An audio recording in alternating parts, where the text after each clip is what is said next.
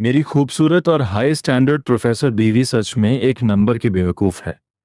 मान लिया कि वो बेहद हसीन है। उसकी लंबी टांगें और उसका ब्लैक स्टॉकिंग्स और लेदर आउटफिट्स वाला अंदाज किसी को भी पागल कर दे। लेकिन हमारी शादी के इन 2.5 सालों में उसने एक बार भी करीब आने की कोशिश नहीं। हद तो तब हो गई जब मैंने उसे बाथरूम में खुद को बहलाते हुए पकड़ लिया। अब और बर्दाश्त नहीं हुआ तो मैंने तलाक मांग लिया। पर जैसे ही हम डिवोर्स के लिए निकले मुझे अचानक अपनी बीवी की आवाज़ अपने दिमाग में सुनाई देने लगी। ये ठंडी और शांत दिखने वाली औरत असल में तो हस्बैंड क्रेजी निकली। ओह गॉड। अब मैं क्या करूं? हस्बैंड मुझसे तलाक ले रहे हैं, वो ऐसा क्यों कर रहे हैं? क्या मैं अब अट्रैक्टिव नहीं रही? मैं अलग नहीं होना चाहती? प्लीज मुझे छोड़कर मत जाओ। मुझे सी ब्यूटी विद लॉन्ग लेग्स अगर किसी और के हाथ लग गई ना, तो वो तुम्हें कभी वापस नहीं करेगा। उसकी बातें सुनकर मैं सन्न रह गया। क्या मैंने अभी कुछ अजीब सुना? मैंने शक में पीछे मुड़कर देखा, पर वो तो खिड़की के बाहर दिख रही थी। उसके होंठ तो हिल भी नहीं रहे थे।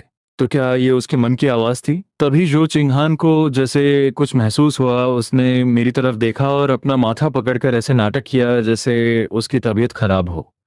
मुझे आज कुछ ठीक महसूस नहीं हो रहा। क्या तलाक की बात हम अगली बार कर सकते हैं? मैंने सोचा, चलो ठीक है, तुम्हारी मर्जी।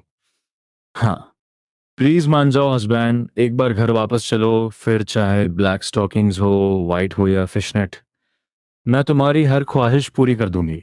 अब मुझे यकीन हो गया कि ये पक्का चिंहान के दिल की बात है। मैंने थोड़ा हिचकिचाते हुए कहा, तो क्या आज वापस घर चलें? ये सुनते ही उसकी आंखों में एक चमक आ गई, पर उसने अपने चेहरे पर वही सख्त और बेरुखी वाला मुखौटा चढ़ा लिया और बस धीरे से सिर हिला दिया। मुझे अब ये गुत्थी सुलझानी ही थी कि आखिर चल क्या रहा है। इसलिए मैंने गाड़ी नहीं मोड़ी।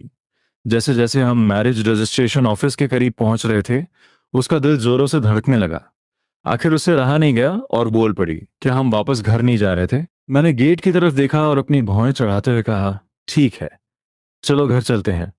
जैसे ही गाड़ी ऑफिस से दूर हुई, उसकी जान में जान आई। पूरे रास्ते वो अपने मन में गाने गा रही थी और मुझे हस्बैंड हस्बैंड बुलाए जा रही थी।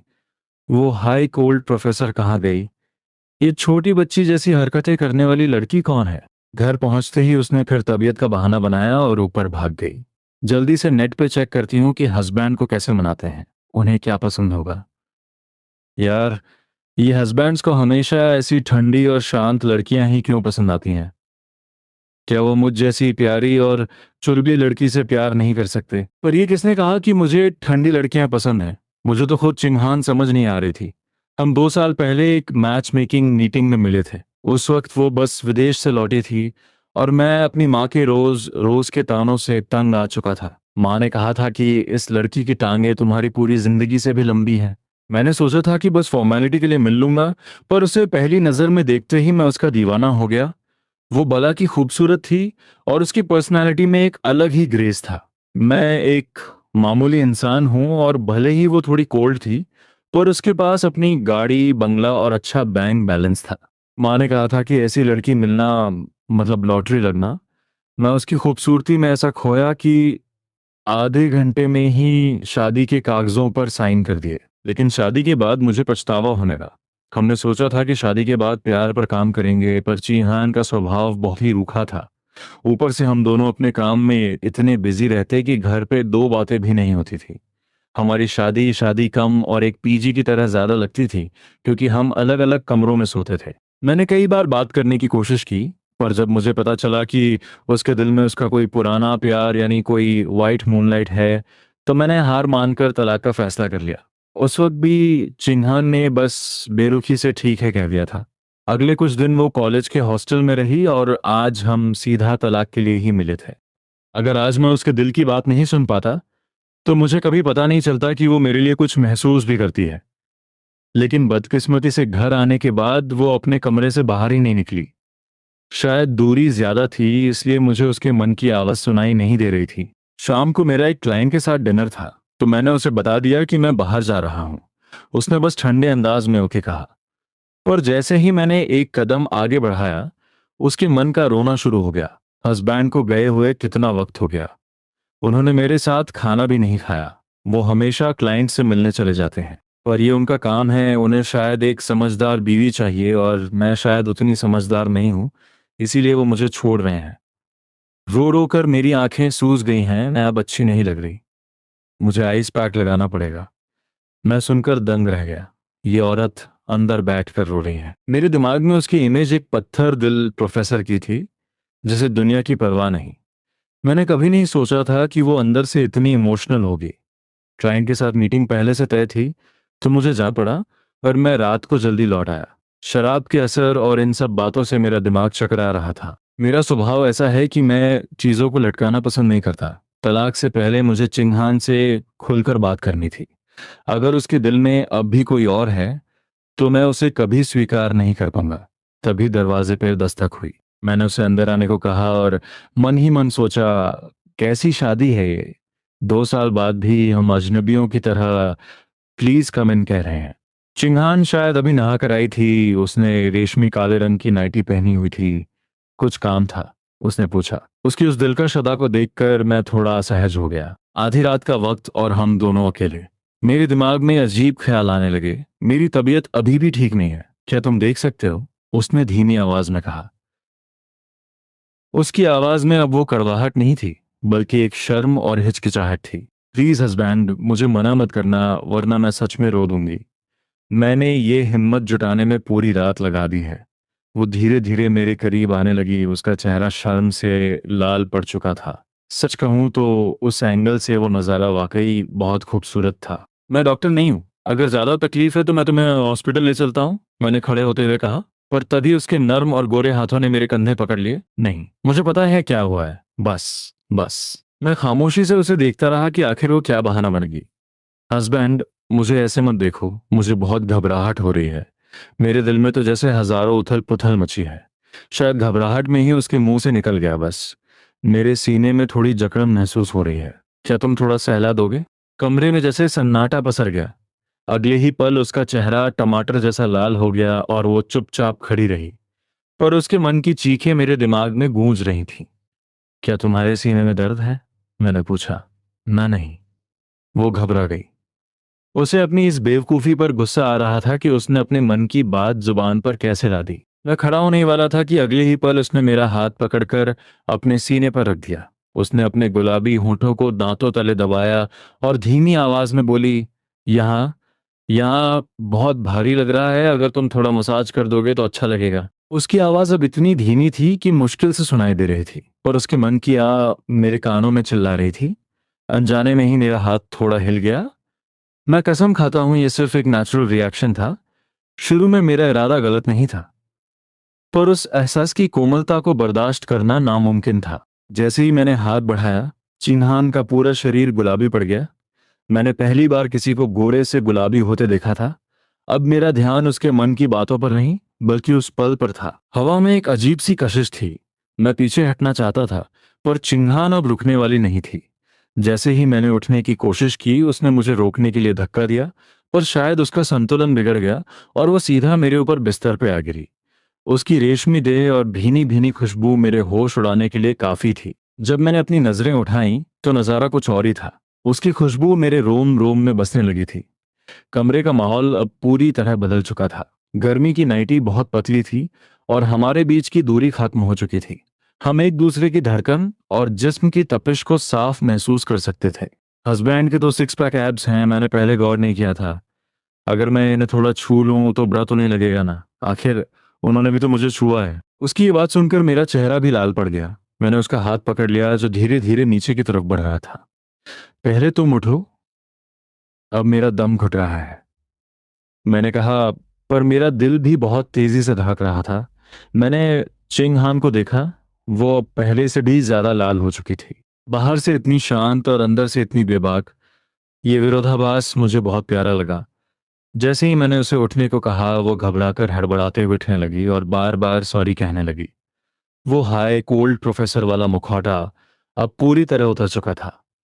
हड़बड़ाहट में उसके हाथ पैर कांपने लगे थे। हस्बैंड के एब्स कितने हार्ड हैं। वो अभी भी ये सोच रही थी। वो उठने की कोशिश कर रही थी, पर उसके हाथ पैर जवाब दे रहे थे। मैंने उसकी कमर को थाम लिया ताकि वो गिर जाए। उसकी कमर इतनी पतली और नर्म थी कि मुझे एक अलग ही एहसास हुआ। पर जैसे ही मेरा हाथ उसकी कमर को लगा, वो जैसे पत्थर बन गई और अगले ही पल फिर से मुझ पर गिर पड़ी। मैं उसे हैरानी से देखता रह गया। सुनो, मुझे शक हो रहा है कि तुम ये सब जानबूझकर कर रही हो। मेरी आवाज में थोड़ी झुंझलाहट और थोड़ी शरारत थी। चिंगहान कांपती आवाज में बोली, नहीं, मेरी कमर, वो बहुत सेंसिटिव है। मुझे याद आया कि एक बार बाहर खाना खाते वक्त भी जब मैंने उसकी कमर छुई थी तो वो एकदम से सख्त हो गई थी। तब मुझे लगा था कि उसे मेरा छूना पसंद नहीं है, इसलिए मैंने दूरियां बना ली। पर अब समझ आया कि वो नफरत नहीं बल्कि उसकी कमजोरी थी। सारा मामला एक गलत फहमी का था। मैंने उसे गौर से देखा और सोचा, इसे पता है कि ये इसकी कमजोरी है, फिर भी ये मेरे इतने करीब आई। मेरा दिमाग अब और भी तेजी से चलने लगा। आखिरकार मैंने उसे संभाला और बिस्तर के दूसरी तरफ बिठाया। वो एक मासूम गुड़िया की तरह चुपचाप बैठ गई। चलो, अब हमें बात करनी चाहिए। 3 मिनट बाद हम आमने सामने सोफे पर बैठे थे। सिंहान ने अपनी नाइटी ठीक की और अपना चश्मा पहन लिया। उसका चेहरा फिर से शांत हो गया था, पर वो लाली अभी भी थी। हस्बैंड, मैं प्यार के अलावा और किसी टॉपिक पर बात नहीं करना चाहती। मैं हैरान रह गया। हम 2 साल से शादीशुदा हैं और ये अब ऐसी बातें कर रहे हैं। जब मैंने तलाक की बात की तो तुम तुरंत मान गई थी। क्या तुम्हें नहीं लगता कि हमारी शादी में दिक्कतें थीं? उसने बिना किसी भाव के कहा, मुझे नहीं लगता कि कोई दिक्कत थी। तुमने तलाक मांगा और मैं हमेशा तुम्हारी पसंद की इज्जत करती हूँ इसलिए हाँ कह दिया। और उसके मन में कुछ और ही चल रहा था। हस्बैंड तलाक क्यों चाहते हैं? क्या बाहर कोई और लड़की है? क्या वो मुझसे ज्यादा सुंदर है? क्या वो मुझसे ज्यादा पढ़ी लिखी है? मैं तो बस शांत होने का नाटक कर रही थी, पर शायद मैं उसमें भी फेल हो गई। उसकी ये बातें सुनकर मेरा सिर चकराने लगा। बाहर से इतनी सख्त और अंदर से इतनी चुलबुली। मुझे समझ नहीं आ रहा था कि मैं हंसूं या परेशान हूं। प्लीज, अब शांत हो जाओ, मैंने थोड़ा ऊंची आवाज में कहा। अचानक सन्नाटा छा गया। शिहान की आंखों में आंसू आ गए और वो धीरे से बोली, मैं तो कुछ बोल भी नहीं रही। पर उसका मन फिर चिल्लाने लगा। हस्बैंड कितने गुस्से वाले हैं, पर गुस्से में और भी हैंडसम लगते हैं। मन कर रहा है अभी इनके सामने घुटनों पर बैठ जाऊं। मैं फिर से सन्न रहेगा। ये लड़की क्या क्या सोच रही है? उसकी प्रोफेसर वाली इमेज एक ही दिन में मेरे दिमाग में चकनाचूर हो गई। आखिरकार मैंने बात शुरू की और उसे साफ किया कि मेरा किसी और लड़की से कोई चक्कर नहीं है। शादी से पहले हमने कहा था कि अगर 2 साल में हमारे बीच कोई स्पार्क नहीं जागा तो हम अलग हो जाएंगे। मुझे लगा तुम्हें मुझ में कोई इंटरेस्ट नहीं है। ये सुनकर चिंहान का चेहरा और भी ठंडा पड़ गया। तो तुम्हारा मतलब है कि तुम्हारे दिल में मेरे लिए कोई जगह नहीं है? पर उसके मन की आवाज कुछ और ही थी। मेरे दिल में तो ऐसी आग लगी है कि मैं जल जाऊंगी, पर हस्बैंड को कुछ महसूस ही नहीं होता। मैं कितनी अनलकी हूँ। मैंने ठंडी आ भरी और कहा, मेरे दिल में कोई और नहीं है। मुझे लगा तुम्हें ये रिश्ता बोझ लग रहा है। और मैंने सुना था कि स्कूल टाइम में तुम्हारा कोई क्रश था, कोई सीनियर। उस सीनियर का नाम सुनते ही चिंहान का चेहरा फिर से लाल होने लगा। मुझे लगा मेरी शक सही थी। उसके दिल में अब भी वही है। मेरा दिल बैठने लगा। मैंने कहा, अगर तुम्हारे दिल में अब भी कोई और है तो मैं ये बर्दाश्त नहीं कर पाऊंगा। मैं अपनी बीवी के दिल में किसी और मर्द को नहीं देख सकता। चिंहान ये सुनकर चौंक गई।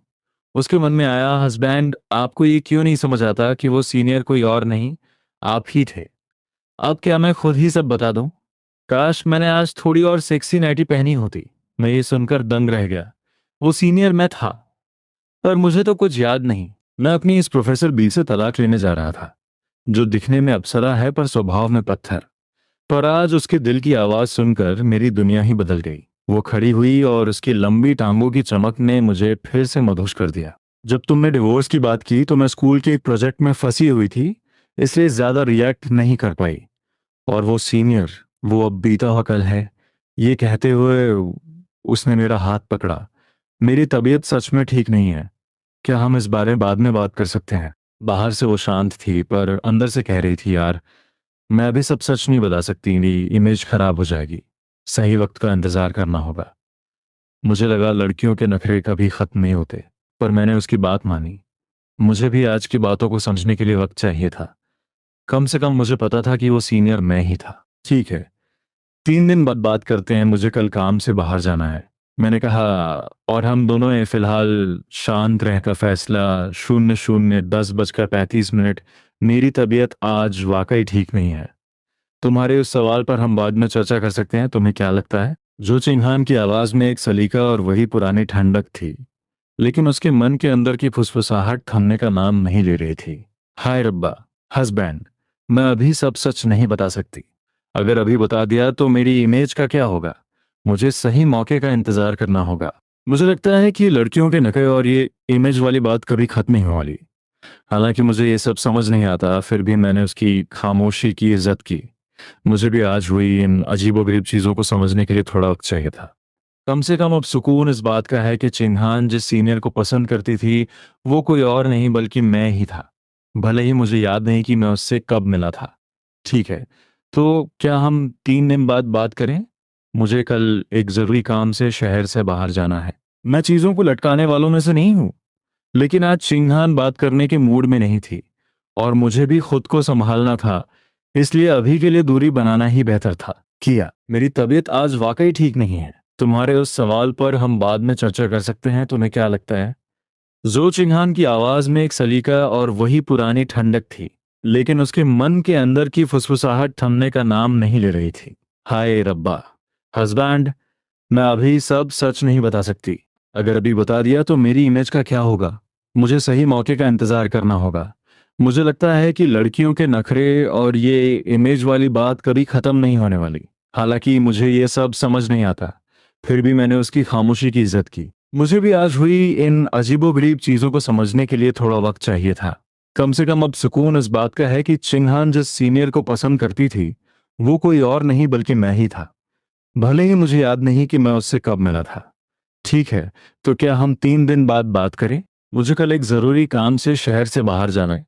मैं चीजों को लटकाने वालों में से नहीं हूं, लेकिन आज चिन्हान बात करने के मूड में नहीं थी और मुझे भी खुद को संभालना था।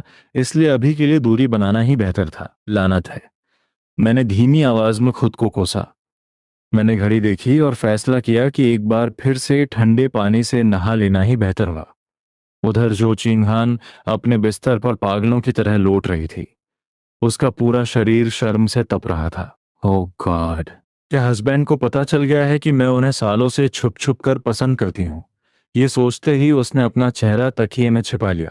पर अचानक वो झटके से उठ बैठी। उसकी आंखों में एक उलझन थी। नहीं, अगर उन्हें पता होता कि वो सीनियर वही है तो वो तलाक की बात ही क्यों करते? उन्हें पक्का कुछ नहीं पता। वो काफी देर तक सोचती रही, पर जब कुछ समझ नहीं आया तो वो फिर से तकिए को गले लगाकर बिस्तर पर मजे से लुढ़कने लगी।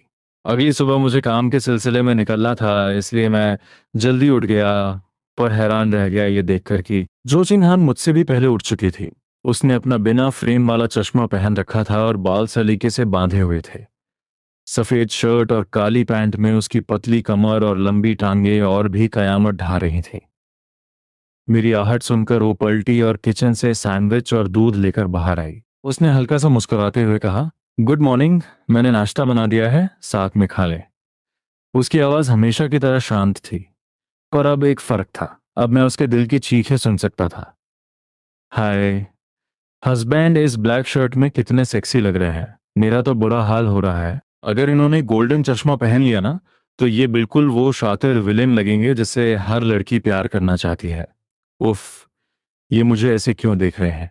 मैं फिर से इनके प्यार में गिर रही हूँ। उसके मन की बातें सुनकर मैं अपनी हंसी दबा नहीं पाया और बस धीरे से मुस्कुराकर कहा, गुड मॉर्निंग, शुक्रिया।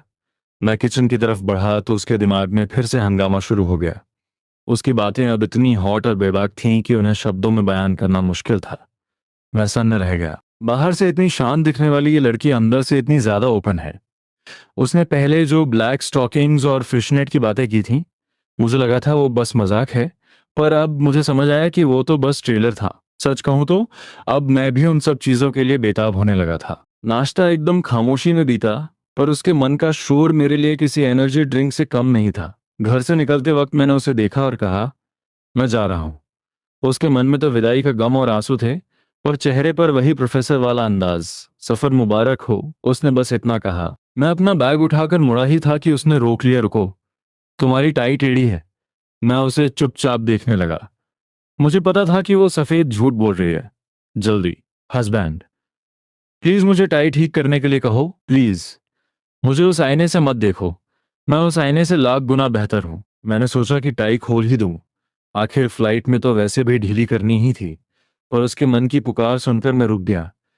क्या तुम इसे थोड़ा ठीक कर दोगी? मैं बैग नहीं छोड़ना चाहता। ठीक है, उसने कहा। पर उसकी आवाज में एक अजीब सी बेचैनी थी। वो अपनी घबराहट छिपाने की कोशिश कर रही थी, पर उसकी आंखों की चमक सब कुछ बयां कर रही थी। वो मेरे करीब आई और टाई ठीक करने लगी। सच तो ये था कि टाई बिल्कुल सीधी थी। वो तो बस मेरे करीब आने का बहाना ढूंढ रही थी। बाकी पत्नियों को तो उनके पति जाते वक्त गुड बाय किस और हक देते हैं, मुझे तो बहाने ढूंढने पड़ते हैं। पर कोई बात नहीं, उनके पति मेरे हस्बैंड जितने हैंडसम भी तो नहीं है।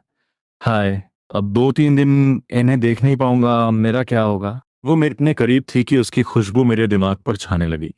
मुझे बीती रात के वो सपने याद आने लगे। वो पतली कमर, वो सफेद चॉकिंग्स। मेरा बुरा हाल होने लगा।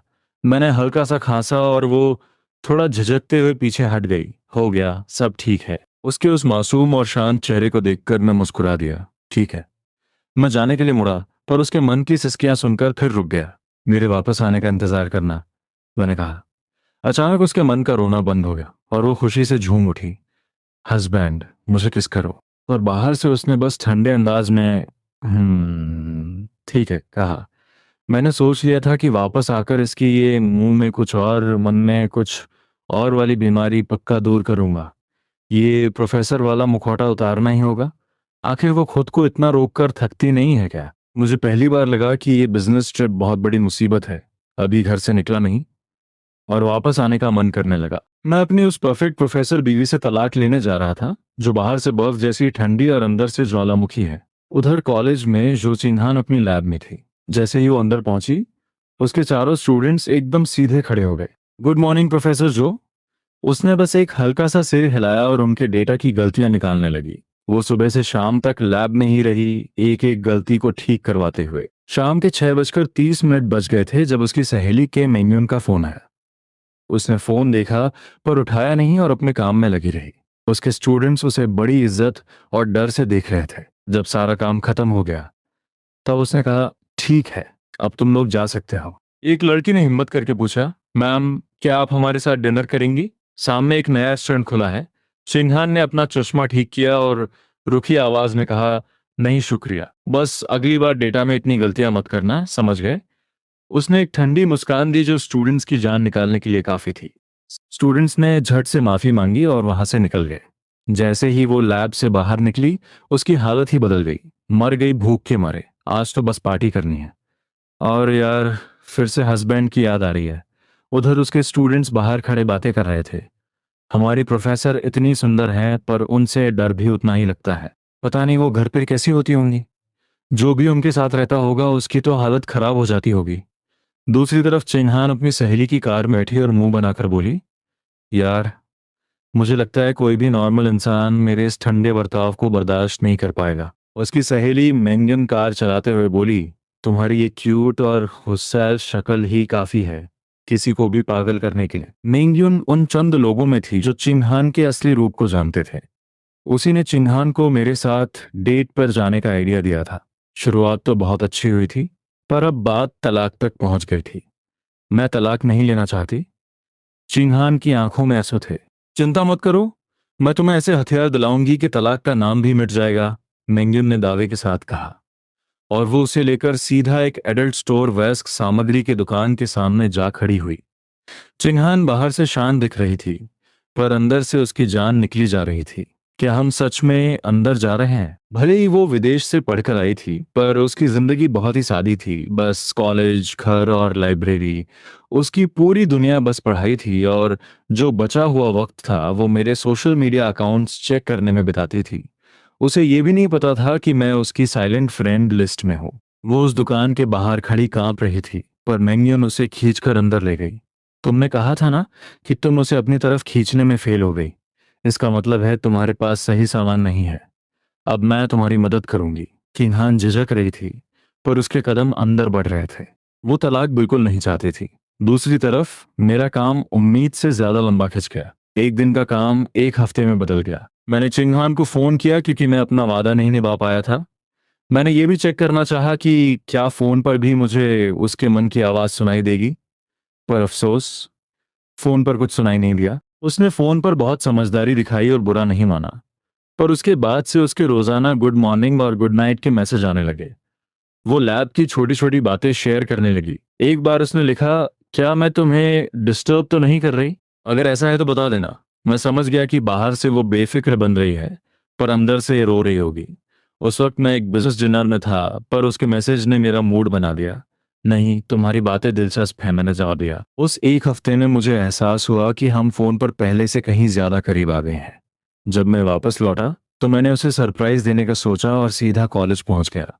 वहां मैंने देखा कि चिघान अपने स्टूडेंट्स को बुरी तरह डांट रही थी। वो यूनिवर्सिटी की सबसे कम उम्र की प्रोफेसर थी और उसकी काबिलियत पर किसी को शक नहीं था, पर वो स्वभाव से बहुत सख्त थी।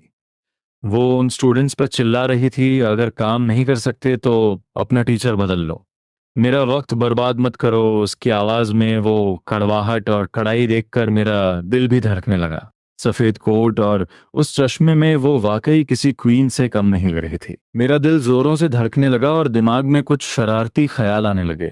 ओह, काश ये मुझे भी ऐसे ही डांटे। तभी स्टूडेंट्स की नजर मुझ पर पड़ी। चिन्हान ने खिड़की के बाहर देखा और पूछा, तुम बाहर क्या देख रहे हो? क्या वहां कोई डेटा लिखा है? और फिर हुआ चमत्कार। जैसे ही उसकी नजर मुझ पे पड़ी, उसका वो पत्थर जैसा चेहरा एक पल में पिघल गया। उसके चेहरे पर एक प्यारी सी मुस्कान गई। होंठ खामोश थे, पर मन में जैसे ढोल नगाड़े बजने लगे। हाय, हस्बैंड वापस आ गए। क्या वो मुझे लेने आए हैं? ओफो, क्या मैं अभी बहुत डरावनी लग रही थी? हस्बैंड, प्लीज गलत मत समझना, मैं बहुत कोमल और प्यारी हूँ। मैं उसके मन की ये बातें सुनकर अपनी हंसी नहीं रोक पाया। मैंने उसे इशारे से कहा कि वो अपना काम खत्म करे। चिन्हान अब अपने स्टूडेंट्स को डांटना तो दूर, उन्हें देखना भी नहीं चाहती थी। आज मैंने जो गलतियां बताई हैं उन्हें कल तक ठीक कर लेना, वरना फिर कभी मत आना। उसने जल्दी जल्दी बात खत्म की। स्टूडेंट्स ने राहत की सांस ली और बाहर खड़े मुझे देखने लगे। उन्हें समझ आ गया कि इस पत्थर को पिघलाने वाला जादूगर आ गया है। एक लड़की ने हिम्मत जुटाकर पूछा, मैम, क्या ये आपके पति हैं? सिम्हान ने बड़े गर्व से सिर हिलाया, पर मन में तो खुशियों का सैलाब उमड़ पड़ा था। देखा, मेरे हस्बैंड कितने हैंडसम हैं। सबकी नजरें उन्हीं पर हैं, पर मेरा मन तो करता है कि इन्हें दुनिया से छिपा कर रख लूं। वो बाहर से जितनी शांत थी, अंदर से उतनी ही शरारती बातें कर रही थी। वो काम निपटाकर मेरे पास आई और एक फीकी मुस्कान के साथ बोली, सॉरी आपको इंतजार करना पड़ा। क्या आप यहाँ किसी और से मिलने आए थे? मैंने धीरे से उसके चश्मे के पास से एक बाल हटाया और कहा, नहीं, मैं तुम्हें डिनर पे ले जाने आया हूँ। आई एम सॉरी, मैं एक हफ्ता लेट हो गया। उस एक पल के लिए चिंगहान का दिल जैसे धड़कना भूल गया। उसके मन का शोर थम गया। हे भगवान, सिर्फ उनके एक छुअन से मेरा बुरा हाल हो रहा है। मुझे लगता है मैं फिर से इनके प्यार में पड़ गई हूँ। ये 999वीं बार है जब मुझे इनसे प्यार हुआ है। पता नहीं इन्हें मुझसे प्यार कब होगा। उसके मन की ये बात सुनकर मैं अंदर तक हिल गया। मुझे एहसास हुआ कि मुझे वाकई उसे और गहराई से समझने की जरूरत है। वो मुझे कितना पसंद करती है, इसका अंदाजा मुझे तब हुआ जब मैंने उसके मन की वो सारी बेबाक बातें सुनी। मेरी थकावट जैसे पल भर में गायब हो गई। जब मुझे पता चला कि वो मन ही मन कब से रोस्टेड मीट या कारू खाने के सपने देख रही है, तो मैंने उससे पूछा, कुछ खास खाने का मन है? बेचारी मन ही मन कब से खुद को एक आदर्श और समझदार पत्नी दिखाने की कोशिश कर रही थी, पर मेरा सवाल सुनते ही उसने बस मेरी तरफ देखा और बड़े ठंडे अंदाज में बोली, जो तुम्हें पसंद हो। हे भगवान श्री खान, तुम इतनी कोल्ड बनने के चक्कर में नाखरेबाज क्यों बन जाती हो? हस्बैंड, मैं नखरे नहीं कर रही, प्लीज मुझे गलत मत समझना। मैं बस ये दिखाना चाहती थी कि मैं बहुत सुलझी हुई हूँ। क्या मैं अब भी अपनी पसंद बता सकती हूँ? काश मेरे मन की मुराद पूरी हो जाए।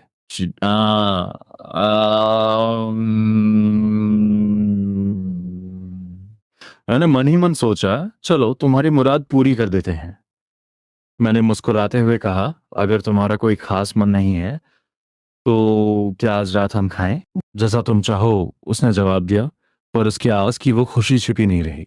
यस, हस्बैंड और मैं सच में सोलमेट्स हैं। मजा आ गया। मैंने सोचा कि जब ये अपनी हाई कोल्ड वाली इमेज नहीं छोड़ रही, तो मुझे ही पहल करनी होगी। मैंने पूछा, क्या लैब में स्टूडेंट्स ने कुछ गड़बड़ की जिससे तुम परेशान हो? अभी जो लड़की मन ही मन गाना गा रही थी वो अचानक खामोश हो गई। उसने थोड़ी हिचकिचाहट के साथ कहा, बस एक एक्सपेरिमेंट था। मैंने उन्हें सब कुछ सिखा दिया था, पर उन्होंने मेरी बात पर शक किया और अपनी मर्जी से स्टेप्स बदल दिए, जिससे सारा डेटा गलत हो गया। बोलते बोलते वो घबरा गई। ओ नहीं, क्या हस्बैंड को लगेगा कि मैं बहुत खड़ूस प्रोफेसर हूँ? मैं वैसी नहीं हूँ, मैं बहुत कोमल हूँ। मुझे रिसर्च में कोई खास दिलचस्पी नहीं थी, पर आखिर मेरा परिवार भी तो इसी फील्ड में है। तुम इस बारे में मेरे मम्मी पापा से सलाह क्यों नहीं लेती? उन्होंने बहुत सारे स्टूडेंट्स को पढ़ाया है, मैंने सुझाव दिया। सिंघान ने अपनी गर्दन उठाई और मेरी तरफ देखा। वो हाई हील्स में काफी लंबी लगती थी, करीब 173 सेंटीमीटर, पर जब भी वो मुझे देखती वो हमेशा अपनी गर्दन थोड़ी ऊपर उठाकर देखती थी। पहले मुझे ये नॉर्मल लगता था, पर अब लग रहा था कि शायद वो जानबूझकर मुझे ऊपर से देख रही थी। हो सकता है ये मेरा वहम हो। सॉरी, क्या मेरी ये बातें बोरिंग है? उसने पूछा। मेरी लाइफ ही ऐसी है, एक्सपेरिमेंट, प्रोजेक्ट्स और फिर बस मेरे हस्बैंड। ये सोचते ही वो थोड़ी उदास हो गई। मैं वाकई बहुत बोरिंग हूँ, इसीलिए हस्बैंड मुझे पसंद नहीं करते। मैंने तुरंत सफाई दी, बोरिंग नहीं है। मैंने मम्मी पापा का नाम इसलिए लिया क्योंकि मैं इस फील्ड का नहीं हूँ और तुम्हें ज़्यादा मशवरा नहीं दे सकता, पर वो तुम्हारी मदद कर सकते हैं। अगर तुम चाहो तो मैं उनसे बात करूं। मेरी बात सुनकर उसकी आंखों में वो चमक लौट आई जो मैंने पहले कभी नहीं देखी थी। वो अपनी भावनाओं को छिपाने की कितनी भी कोशिश करे, उसकी आंखें सब सच उगल देती थीं। हमने पास के ही एक मॉल में खाने का फैसला किया। मुझे लगा था कि वहां बहुत भीड़ होगी और इंतजार करना पड़ेगा, पर पहुंचते ही हमें टेबल मिल गई। चिंगहान ने बड़े गर्व से कहा। मैंने रास्ते में ही ऑनलाइन नंबर लगा दिया था। मैंने मुस्कुराकर उसकी तारीफ की। मेरी बीवी कितनी स्मार्ट है, बस इतनी सी बात थी, पर उसके दिल में जैसे खुशियों के पटाखे फूटने लगे। हस्बैंड ने मेरी तारीफ की। उन्होंने मुझे स्मार्ट कहा। उसकी आवाज में वो गर्व साफ झलक रहा था। हमें एक प्राइवेट केबिन जैसा कोना मिला। जब वेटर ने पूछा कि क्या वो हमारी मदद करे तो चिन्हान ने तुरंत मना कर दिया। नहीं शुक्रिया, आज मैं खुद अपने हस्बैंड के लिए खाना बनाऊंगी। पिछली बार जब मैं दूसरे प्रोफेसर्स के साथ गई थी तो उनके पार्टनर्स उनके लिए कुकिंग कर रहे थे। जो दूसरों के पास है वो मेरे हस्बैंड के पास भी होना चाहिए। मैं दंग रह गया, ये कैसा लॉजिक है? कायदे से तो मुझे उसके लिए कुकिंग करनी चाहिए थी, पर मुझे जल्दी समझ आ गया कि चिन्हान को कुकिंग का कभी नहीं पता। जैसे ही उसका खूबसूरत और गोरा हाथ गरम तवे से टकराया, उसके मुंह से एक चीख निकल गई। मैंने तुरंत उसका हाथ पकड़ लिया। वो जो अभी दर्द से कराह रही थी, मेरा हाथ पकड़ते ही उसका दिल फिर से धड़कने लगा। हाय, हस्बैंड ने मेरा हाथ पकड़ा है। अगर वो मुझे अभी एक किस कर ले तो कितना अच्छा हो। मैंने उसकी उस मासूमियत को अनदेखा किया। चूमना तो दूर की बात थी। मैंने उसके हाथ पर फूंक मारी और पूछा, ज्यादा दर्द हो रहा है क्या? मैं दवाई लेकर आता हूँ। न नहीं, मैं ठीक हूँ, वो हकलाते हुए बोली। मेरी आंखों की फिक्र देखकर वो अपनी उस हाई कोल्ड वाली इमेज को भूल चुकी थी। उसकी गोरी त्वचा पर वो जलने का निशान साफ दिख रहा था, जो मुझे बहुत खटक रहा था। उसने धीरे से अपना हाथ छुड़ा लिया। ये इसलिए नहीं कि उसे मेरा छूना पसंद नहीं था, बल्कि इसलिए क्योंकि वो बहुत शर्मा रही थी। मैंने वेटर को बुलाया और दवाई मंगवाई। शायद यहाँ अक्सर लोग खुद को जला लेते थे, इसलिए उनके पास बर्न क्रीम तैयार थी। मैंने बड़े प्यार से उसका हाथ लिया और क्रीम लगाने लगा। वो अब इतनी शर्मा गई थी कि कुछ बोल भी नहीं पा रही थी। मैंने चिमटा उठाया और खुद कुकिंग शुरू कर दी। मुझे ये काम बखूबी आता था। चिंगहान हैरानी से मुझे देखती रही। ये तो हस्बैंड ने मेरे लिए बनाया है, मेरा तो इसे खाने का मन ही नहीं कर रहा, बस देखती रहूं। मैंने कहा, खाओ, मुझे कहाँ आता है। कॉलेज के दिनों में मैंने एक रेस्टोरेंट में काम किया था। क्या ये वही वक्त था जब प्रोफेसर लिन ने तुम्हें अपनी फील्ड बदलने के लिए कहा था? उसके मुंह से अचानक निकल गया। मैं हैरान रह गया, तुम्हें ये कैसे पता? ये बात बहुत कम लोग जानते हैं। चिंगहान घबरा गई और धीमी आवाज में बोली, मैं तुम्हें सोशल मीडिया पर फॉलो की थी, पर उस वक्त तो मैं फर्स्ट ईयर में था और तुम तो स्कूल में रही होगी, है ना? मैंने पुरानी यादें कुरेदने की कोशिश की। चिंगहान का चेहरा फिर से लाल पड़ गया। उसे लग रहा था जैसे उसका वो जला हुआ हिस्सा अभी भी तप रहा है। वो बचपन से ही बहुत स्मार्ट थी। हर मुश्किल सवाल का जवाब उसके पास होता था, पर प्यार के मामले में वो हमेशा उलझी रहती थी। वो अपनी असली पहचान छिपाना नहीं चाहती थी, पर उसे डर था कि कहीं मैं उसे नापसंद ना कर दूं। उसके दिल की ये तड़प सुनकर मुझे बहुत हैरानी हुई। ये लड़की सच में मुझसे बहुत प्यार करती थी, पर मैं अब भी सोच रहा था कि हम असल में कब मिले थे। जब मैं विदेश गया तब तुम फर्स्ट ईयर में थी। तभी उसने पूरी हिम्मत जुटाई और कहा, सच तो ये है कि हम विदेश जाने से पहले मिले थे। उस वक्त तुमने मुझे खोई हुई छोटी बच्ची समझ लिया था और पुलिस स्टेशन छोड़ आए थे। मैं सन रहेगा। क्या वो तुम थी? चिन्हान को भी अब शर्म आ रही थी। उस वक्त मेरी हाइट बहुत कम थी, मैं बस 9th क्लास में थी। मैंने आज की इस ग्लैमरस चिन्हान को देखा और उस छोटी बच्ची की कल्पना करने की कोशिश की। तुम बहुत छोटी और क्यूट रही होगी, मैंने मुस्कुराते हुए कहा। मुझे कोई बहन नहीं चाहिए थी, पर अगर मैंने तुम्हें पुलिस स्टेशन छोड़ा था तो पक्का तुम बहुत प्यारी रहोगी, वरना मैं किसी के पचड़े में नहीं पड़ता। चिंगहान ने मन ही मन कहा। मुझे तुम्हारी बहन नहीं बनना, तुम्हारी बीवी बनना है। मैंने उसकी उस चुप्पी को महसूस किया और माहौल को हल्का करने के लिए पूछा, तो वो सीनियर वाला चक्कर क्या था? चिंगहान खिलखिलाकर हंस पड़ी। वो बस एक गलत फहमी थी। मेरा वाइट मूनलाइट और मेरा पहला प्यार सिर्फ तुम ही हो। शोर शराबे के बीच भी मुझे उसकी वो धीमी आवाज साफ सुनाई दी। मैंने सिर्फ तुमसे प्यार किया है। वही चेहरा जो पहले इतना रूखा लगता था, आज उसकी आंखों में छिपी वो घबराहट और नमी उसे और भी हसीन बना रही थी। मुझे माफ कर दो, उस वक्त शायद मैं बहुत रूखा रहूंगा, मैंने कहा। सिंघान के दिल का बोझ हल्का हो गया। बस हस्बैंड को ये न लगे कि मैं कोई पागल लड़की हूं। उसकी ये बात सुनकर मैं फिर से मुस्कुरा दिया। मुझे उसकी इस डबल पर्सनालिटी से अब प्यार होने लगा था। तलाक की बात मैंने इसलिए की थी क्योंकि मुझे लगा तुम्हारे दिल में कोई और है। पर अब जब सब साफ है, क्या तुम मुझे एक मौका और दोगी? 2 साल की इस शादी को मैं एक और मौका देना चाहता था। मुझे लगा था कि मुझे फिर कभी कोई ऐसी लड़की नहीं मिलेगी जो मुझे पसंद आए, पर चिंगहान का ये अंदाज, ये सीक्रेट प्यार मुझे उसका दीवाना बना रहा था। कौन होगा जिसे ऐसी क्यूट और हॉट बीवी पसंद नहीं आएगी? चिंगहान के चेहरे पर हैरानी थी, पर मन में खुशियों की लहरें। क्या हम सच में फिर से शुरू कर सकते हैं? उसने बाहर से शांत रहकर पूछा। मैंने मुस्कुराकर कहा, हाँ, एक नॉर्मल कपल की तरह डेटिंग से शुरुआत करेंगे। पर शुरुआत कैसे होगी? उसने पूछा। मैंने कहा, जैसे आम लड़के लड़कियां मिलते हैं। और अगर तुम्हें जल्दी लग रहा है तो हम पहले दोस्त भी बन सकते हैं। जल्दी? बिल्कुल नहीं, हम तो सीधा फास्ट ट्रैक पर चल सकते हैं। उसका मन कह रहा था, मैं अपने हस्बैंड के साथ डेट पर जाऊंगी। मैं बहुत खुश हूं। मैंने उसकी चमकती आंखों को देखा और कहा, वैसे तुमने अपनी सहेली से जो मेरी पसंद के बारे में पूछा था, वो थोड़ा गलत था। मुझे वो कोल्ड और सोबर लड़कियां पसंद नहीं है, वो तो बस एक बहाना था। ये सुनकर चिंगहान की आंखें फटी की फटी रह गईं। उसे लगा जैसे उसका सबसे बड़ा राज खुल गया हो। तो तुम्हें कैसी लड़कियां पसंद है? उसने कांपती आवाज में पूछा। मैंने मुस्कुराकर कहा, अब तक तो पता नहीं था, पर अब लग रहा है कि मुझे तुम पसंद हो। क्यों ना तुम अपनी असली पहचान में रहो। आखिर हमें पूरी जिंदगी साथ बितानी है। घर लौटते वक्त उसके दिमाग में बस एक ही बात थी, उसे सब पता चल गया। उसे पता है कि मैं नाटक कर रही थी। मैं कितनी बड़ी बेवकूफ हूं। कार में सन्नाटा था, पर मेरे चेहरे की मुस्कान सब कुछ कह रही थी। मैं उसके असली रूप का इंतजार कर रहा था। घर पहुंचकर जब हम अपने कमरों की तरफ बढ़ रहे थे, उसने मुझे रोका। मैं सच में नाटक नहीं कर रही थी। स्टूडेंट्स के सामने मैं वैसे ही हूँ। मुझे लगा तुम्हें वैसी ही लड़कियां पसंद है, इसीलिए मैं तुम्हारे सामने भी वैसी बन रही थी। उसने अपना चश्मा उतार दिया था, जिससे उसकी आंखें और भी कोमल लग रही थी। अपनों के सामने मैं थोड़ी चुलबुली और जिद्दी हूँ। मुझे लगा तुम्हें ये पसंद नहीं आएगा। ये कहते हुए उसने अपने होठों को धीरे से काटा।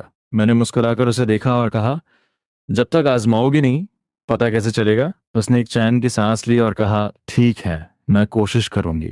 अगले दिन सुबह जब मैं उठा तो टेबल पे नाश्ता और एक नोट था। मेरी क्लास है, मैं जा रही हूँ। नाश्ता गर्म करके खा लेना। Good morning. उस नोट पे हस्बैंड लिखा जा सकता था, पर शायद वो अभी भी थोड़ी शर्मा रही थी। नाश्ता करने के बाद मैं अपने ऑफिस पहुंचा।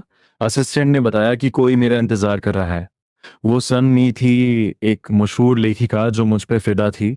उसे पता था कि मैं शादीशुदा हूँ, फिर भी वो बाज नहीं आती थी। जैसे ही मैं केबिन में गया, वो खड़ी हो गई और बड़े प्यार से मेरा नाम पुकारा। पर उसका वो भारी मेकअप देखकर मुझे अचानक चिंघान की याद आ गई, जो हल्के मेकअप में भी कितनी हसीन लगती है। सनमी जी, माफी चाहता हूँ, आपको इंतजार करना पड़ा। मेरी इस रूखी आवाज ने उसका चेहरा उतार दिया। वो मुझे कॉलेज के दिनों से जानती थी और उसे लगता था कि मैं उसका दीवाना हूँ, क्योंकि मैं उसके काम के सिलसिले में उससे अक्सर मिलता था। पर उसे नहीं पता था कि मैं तो सिर्फ अपने काम के लिए वफादार था। सन्मी को अपनी शोहरत और खूबसूरती पर बहुत घमंड था, पर उसे नहीं पता था कि अब मेरे दिल में किसी और ने जगह बना ली है। मेरे लिए ये सब बहुत मायने रखता है।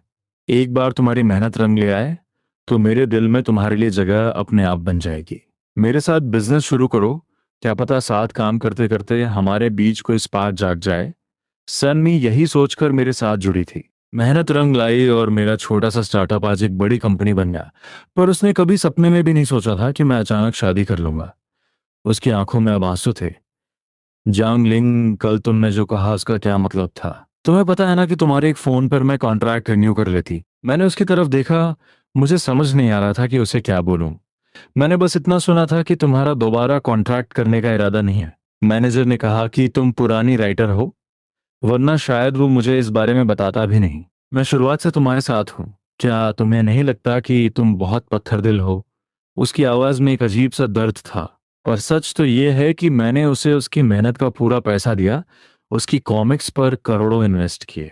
हम बस प्रोफेशनल थे, पर पता नहीं उसके दिमाग में कौन सी ठुकराया हुआ प्यार वाली फिल्म चल रही थी। मुझे समझ नहीं आ रहा था कि वो खुद को किसी धोखा खाई हुई प्रेमिका के रोल में क्यों फिट कर रही है। भाई, जब इसे पैसे देने के लिए मेरे पास फंड्स नहीं थे, तो मैंने अपनी बड़ी बहन से कर्ज लिया था। पसीना मैंने बहाया, मेहनत मैंने की, और आज ये ऐसे जता रही है जैसे मैंने इसके साथ कोई बहुत बड़ा गुनाह कर दिया हो। काम के सिलसिले में मैं उससे बहुत कम मिलता था। मैंने बस इतना कहा, देखो, इस पार्टनरशिप के बारे में तुम आराम से सोच लो। पता नहीं उसे क्या सूझा, वो अचानक उठी और तेजी से मेरी तरफ आने लगी। मैं घबरा गया और अपनी कुर्सी झटके से पीछे खींच ली। क्या कर रही हो तुम? और अगले ही पल सन मी, जो मेरी गोद में बैठने वाली थी, कुर्सी हटने की वजह से धड़ाम से जमीन पर जा गिरी। सर, बाहर शायद मैम आई है। असिस्टेंट लियू मेंग ने दरवाजा खटखटाया और अंदर आ गई। उसके ठीक पीछे जो चिन्हान खड़ी थी, जिसके हाथ में टिफिन बॉक्स था। दरअसल चिन्हान का आने का कोई इरादा नहीं था। वो बस एक नॉर्मल प्रोसीजर के तहत रिसेप्शन पर मुझसे मिलने की बात कर रही थी।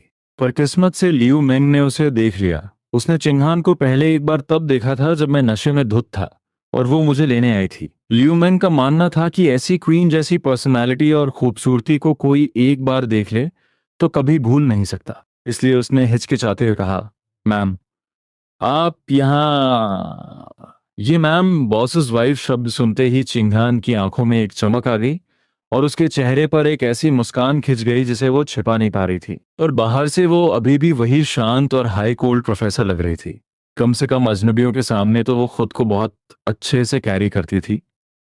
लिू मैंग उसे बड़े उत्साह के साथ अंदर ले आई। चिंघान को लगा कि शायद अंदर जाना ठीक नहीं होगा, पर लियू मेंग को पता था कि सुन्नी मेरे पीछे हाथ धोकर पड़ी है और मैं उससे पीछा छुड़ाना चाहता हूँ। अरे नहीं मैम, सर आपको देखकर बहुत खुश होंगे। उसने दरवाजा खोला और अंदर का नजारा देखकर सन्न रह गई। मैं अभी भी डरा हुआ था क्योंकि सन्नी अचानक मुझ पर झपटी थी, और अब वो जमीन पर बैठी चीख रही थी। वो नजारा वाकई बहुत अजीब और शर्मनाक था। तभी मेरी नजर अपनी बीवी की उन गोल गोल और बड़ी आंखों पर पड़ी जो हैरानी से मुझे देख रही थी। उसके मन का शोर फिर से शुरू हो गया। ये क्या है? ये औरत क्यों चीख रही है? क्या बाहर सच में कोई चुड़ैल है जिसने मेरे हस्बैंड पर नजर डाली है? नहीं, हस्बैंड ने कहा था कि ऐसा कुछ नहीं है। मुझे उन पर भरोसा करना चाहिए। मेरा सिर चकराने लगा। सनमी अपनी अस्त व्यस्त हालत में जमीन से उठी। उसके छोटे कपड़े और वो बिखरे हुए बाल, नजारा वाकई काफी गलत लग रहा था। मैंने तुरंत चिल्लाकर कहा, यू मेंग, जल्दी आओ और सन मी जी को संभालो। और फिर चिंगहान की तरफ मुड़कर बोला, तुम बस एक मिनट रुको। लियू मेंग होश में आई और सन्नी को बाहर ले जाने लगी। सन्नी ने मुझे गुस्से से घूरा और फिर उसकी नजर चिंगहान पर पड़ी।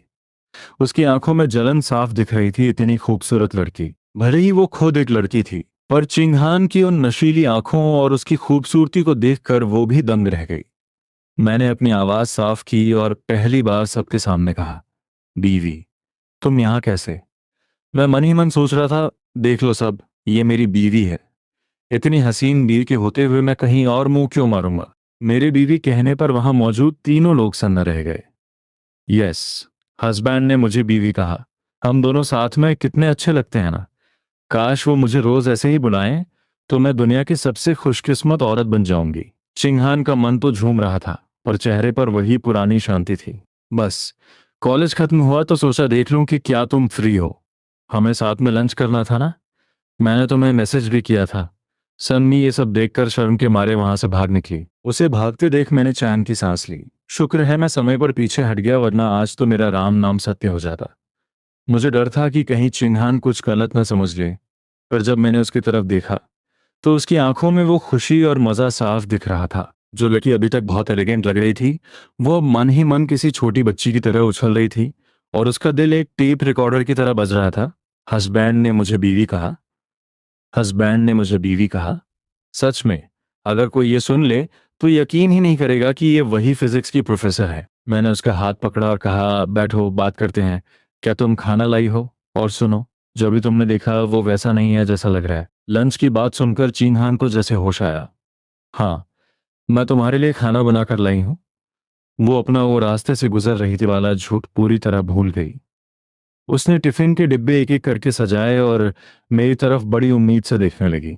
पता नहीं तुम्हें पसंद आएगा या नहीं, पर तुमने एक बार पोस्ट किया था कि तुम्हें तीखा पसंद है, पर मुझे याद आया कि तुम्हारा पेट थोड़ा खराब रहता है, इसलिए मैंने तीखा और कम तीखा दोनों बनाया है। मैं थोड़ा हैरान हुआ, पर फिर भी पूछा, तुमने ये नहीं पूछा कि अभी वो सब क्या था? क्या तुम्हें जलन नहीं हो रही? वो नज़ारा वाकई काफी गलतफहमी पैदा करने वाला था, पर चिंगहान बस मुस्कुराई और बोली, हस्बैंड से इंसान नहीं है, मुझे उन पर अटूट भरोसा है। अब मुझे समझ आया कि लोग एक समझदार पार्टनर के पीछे क्यों पागल रहते हैं। फिर भी मैंने उसे सन्नी के बारे में सब सच सच बता दिया और जोर देकर कहा कि हमारा रिश्ता सिर्फ काम तक है। उसने मेरी तरफ देखा, उसकी आंखों में एक सच्चाई थी। मुझे पता है, और मुझे तुम पर पूरा यकीन है।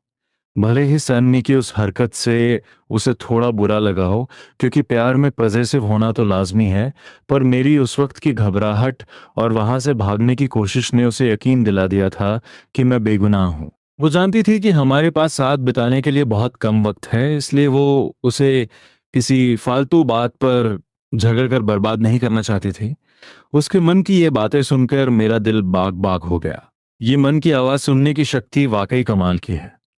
कोई गलत फहमी ही नहीं रहती। हम ऑफिस में ही लंच करने लगे। चिन्हान के हाथों में जादू था। हालांकि पहले मैंने सिर्फ उसके हाथ का नाश्ता किया था, क्योंकि हम दोनों बिजी रहते थे, पर पहली बार उसका बनाया लंच खाकर मेरा दिल खुश हो गया। ये तो बहुत टेस्टी है, मैंने कहा। चिन्हान खिलखिलाकर हंस पड़ी। मैं बहुत छोटी उम्र में विदेश चली गई थी, तो मुझे सब खुद ही सीखना पड़ा। मैंने गौर किया कि जब से हमारे बीच की दूरियां कम हुई हैं, उसने वो सख्त चेहरा बनाना छोड़ दिया है। वो मुस्कुराते हुए बहुत छोटी और प्यारी लगती है। उसका दिल बिल्कुल एक बच्ची जैसा है। लंच के बाद उसका जाने का मन तो नहीं था, पर उसने बिना किसी नखरे के सारा सामान समेटना शुरू कर दिया। सुबह की उस बोरिंग मीटिंग और सन मी के ड्रामे के बाद चिंगहन की इस मासूमियत ने मेरा सारा स्ट्रेस दूर कर दिया था। मैंने सामान समेटने में उसकी मदद की, और जैसे ही हमारे हाथ एक दूसरे से टकराए, चिंगहान एकदम से जम गई। उसने मेरी तरफ देखा और दबी आवाज में कहा, मुझे शर्म आ रही है। उसका ये सब इतनी सादगी से बोल देना मुझे बहुत पसंद आया। मैं अपनी हंसी नहीं रोक पाया। प्रोफेसर जो, आप वाकई बहुत क्यूट हैं। मेरी तारीफ सुनकर उसने अपनी मुस्कान दबाने की कोशिश की और टिफिन का ढक्कन बंद किया। फिर वो धीरे से बोली, अभी तो बीवी कह रहे थे, अब फिर से प्रोफेसर पर आ गए। उसकी आवाज इतनी धीमी थी कि मुश्किल से सुनाई दी, पर उसका चेहरा शर्म से लाल टमाटर हो चुका था। उसने खुद को सीधा खड़ा किया जैसे वो बहुत कॉन्फिडेंट हो, पर उसकी नजरें मुझसे मिल नहीं पा रही थीं। कल रात की बातों के बाद उसने आज चश्मा नहीं पहना था, जिससे उसकी मासूमियत और भी उभर कर आ रही थी। चश्मे के बिना उसकी भावनाएं साफ झलक रही थीं। मैंने तुम्हें बीवी कहा तो तुम चुप रह गई, पर तुम्हारे चेहरे की ये उम्मीद तो चीख चीख कर कुछ और ही कह रही है। मैंने मन ही मन सोचा। वो मन ही मन हजारों बार मुझे हस्बैंड बुला चुकी थी, पर जुबान से एक बार भी नहीं। मैंने उसे चिढ़ाते हुए कहा, मैंने तुम्हें बीवी कहा, तो हिसाब बराबर करने के लिए तुम्हारा मुझे हस्बैंड कहना तो बनता है ना? ये सुनकर उसके हाथ कांपने लगे और उसने घबराहट में अपने होठों को दांतों तले दबा लिया। वो कुछ नहीं बोल पा रही थी। मैंने उसे मजबूर नहीं किया और दराज से वो क्रीम निकाली जो मैं सुबह लेकर आया था। क्या तुमने कल रात ये क्रीम लगाई थी? मेरे याद दिलाने पर उसे एहसास हुआ कि उसका हाथ अभी भी जला हुआ है। मैं उसके पास गया। उसकी वो लंबी और गोरी टांगे उस काली पैंट में और भी हसीन लगी थीं, पर उसके हाथ पर वो लाल निशान बहुत बुरा लग रहा था। तुम साइंटिस्ट हो, फिर भी अपने हाथों का ख्याल नहीं रखती। इसे लगाओ। मैंने क्रीम उसके सामने रखी। चिंगहान ने अपनी आंखें झपकाईं और पूरी हिम्मत जुटाकर अपना हाथ मेरी तरफ बढ़ा दिया। ये मेरा सीधा हाथ है, उल्टे हाथ से मैं ठीक से लगा नहीं पाती। क्या तुम लगा दोगे? मुझे पता था कि कल रात उसने खुद ही क्रीम लगाई थी, पर मैं इतना भी बेवकूफ नहीं था कि ये रोमांस वाला मौका हाथ से जाने दूं। मैंने उसका वो कोमल और छोटा सा हाथ थाम लिया। चिंगहान ने चुपचाप ढक्कन खोल दिया और बड़ी मासूमियत से मुझे देखने लगी। हस्बैंड के हाथ कितने गर्म है। मुझे लग रहा है जैसे मैं अभी पिघल जाऊंगी। उसका मन फिर से रोलर कोस्टर की सवारी करने लगा था, पर बाहर से वो बिल्कुल शांत थी, जब उसने मन ही मन ये कहना शुरू किया कि काश हम बीच बीच पर जाएं और हस्बैंड मुझे पूरी बॉडी पर सनस्क्रीन लगाएं, तो मेरी हालत खराब होने लगी। मैंने उसका हाथ अपने होठों के करीब लाया और उस पर धीरे से फूंक मारी। ये मेरी पुरानी आदत थी। चिंगहान जैसे पत्थर बन गई, उसके मन का शोर एकदम शांत हो गया। उसने बस हैरानी से मुझे देखा। मैंने तुरंत उसका हाथ छोड़ा और माफी मांगी। सॉरी, आदत से मजबूर हूं। उसे मेरा हाथ छोड़ना बिल्कुल पसंद नहीं आया। कोई बात नहीं, अब मुझे घर जाना चाहिए। ठीक है, अगली बार जब भी लंच पे आना हो तो मुझे पहले बता देना। ये सुनते ही वो लड़की जो अभी उदास थी अचानक खिल उठी। उसे इतना खुश देखकर मेरा मन किया कि उसके गाल खींच लूं, पर मैंने खुद को रोक लिया, कहीं वो ड्राइविंग करते वक्त फिर से ख्यालों में ना खो जाए। मैंने टिफिन उठाया और कहा, चलो मैं तुम्हें बाहर तक छोड़ देता हूँ, मेरी मीटिंग शुरू होने वाली है। चिंगहान चुपचाप मेरे साथ चलने लगी। उसका मन अब बिल्कुल शांत था, जो मुझे थोड़ा अजीब लगा। जब हम ऑफिस से बाहर निकले तो मैंने देखा कि पूरा स्टाफ अपनी अपनी सीटों पर बैठा हमें ही घूर रहा था। चिंगहान ने अपना चश्मा वापस पहन लिया था और वो फिर से वही प्रोफेसर जो लग रही थी। और उसके मन की बातें फिर शुरू हो गई। हस्बैंड के एम्प्लॉयज कितनी मेहनत कर रहे हैं, क्या वो हमें देख रहे हैं, क्या उन्हें लगता है कि हम एक परफेक्ट कपल हैं। काश मैंने और भी अच्छे कपड़े पहने होते। मैंने मुस्कुराते हुए उसका कंधा पकड़ा और उसे बाहर की तरफ ले जाने लगा। चलो, ये सब बस तुम्हें देखने के लिए बेताब है। मुझे लगा शायद उसे मेरा छूना पसंद ना आए, पर उसने तो झटके से मुझे अपनी तरफ खींच लिया और मुझसे सटकर चलने लगी। हस्बैंड कितने जेंटलमैन हैं, पर मुझे तो कुछ और ही चाहिए। क्या उनके सीने पर सिक्स पैक एब्स हैं? काश मुझे उन्हें छूने का मौका मिले। उसकी ये ठरकी बातें सुनकर मैंने उसे जल्दी से बाहर निकाला। तुम कार लेकर आई हो ना? हाँ, मैं खुद चली जाऊंगी। जैसे ही हम गेट पर पहुंचे, पीछे से कई एम्प्लॉय ने आवाज दी, मैम फिर से आना। मैंने उसे आंखें दिखाई कि कहीं चिंगहान शर्माकर अगली बार आने से मना न कर दे, पर चिंगहान तो मुस्कुरा रही थी। तुम्हारे स्टाफ की पसंद वाकई बहुत अच्छी है, उसने कहा। किस बात पर? मैंने पूछा।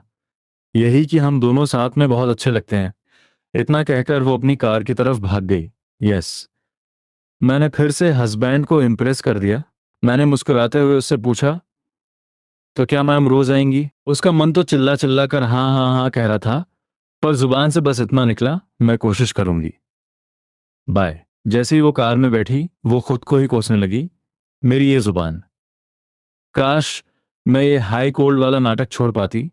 मैं समझ सकता था कि सालों की आदत इतनी जल्दी नहीं बदलती, और अब वो कम से कम कोशिश तो कर रही थी। वो अब उस बिल्ली की तरह थी जो धीरे धीरे अपने पंजे बाहर निकाल रही थी।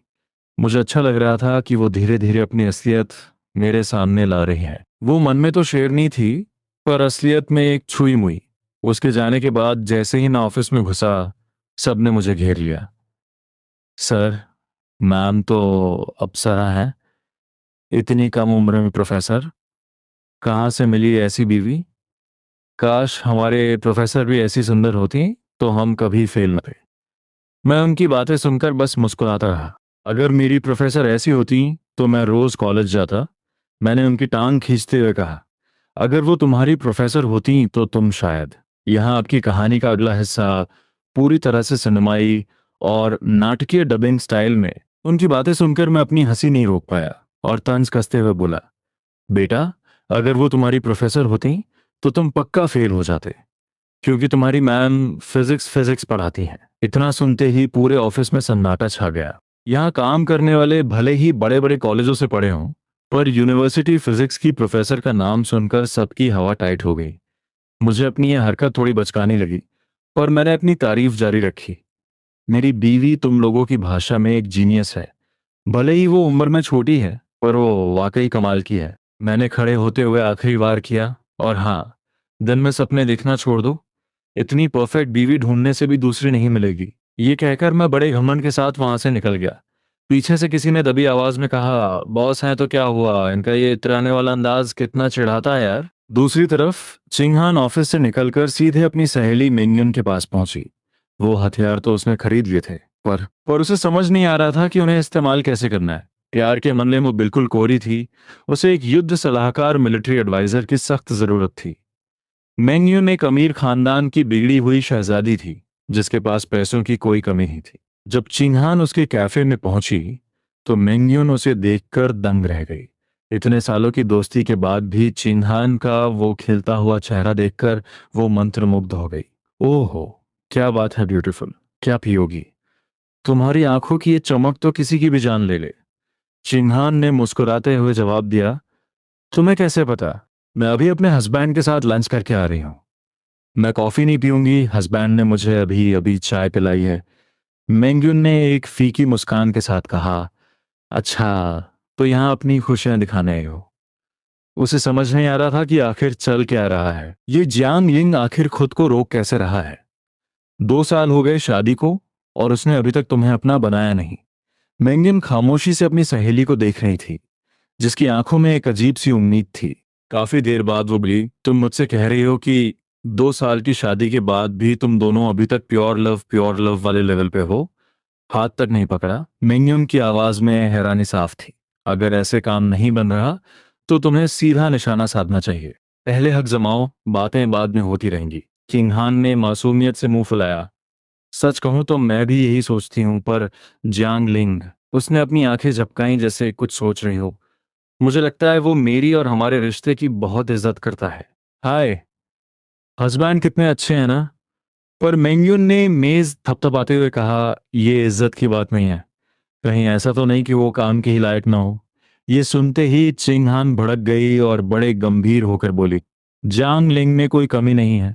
तुम उनके बारे में दोबारा ऐसा मत कहना। चिंगहान को गुस्से में देखकर मेंग्यून ने तुरंत माफी मांगी। सॉरी यार, मुझे पता है तुम उनके लिए कितनी पजेसिव हो। उसने अपना फोन निकाला और चिंगहान के सामने कर दिया। चलो, तुम्हें कुछ ऐसा दिखाती हूँ जो बड़ों को देखना चाहिए। सच्चा प्यार अपनी जगह है, पर मुझे लगता है तुम्हें अब थोड़ा बोल्ड होना पड़ेगा। चिन्हान का सिर चकराने लगा। क्या ये सही है? मुझे कुछ अजीब लग रहा है। भले ही मन वो राजी थी, पर हिम्मत जवाब दे रही थी। फिर भी उसने वो वीडियो पूरा देखा।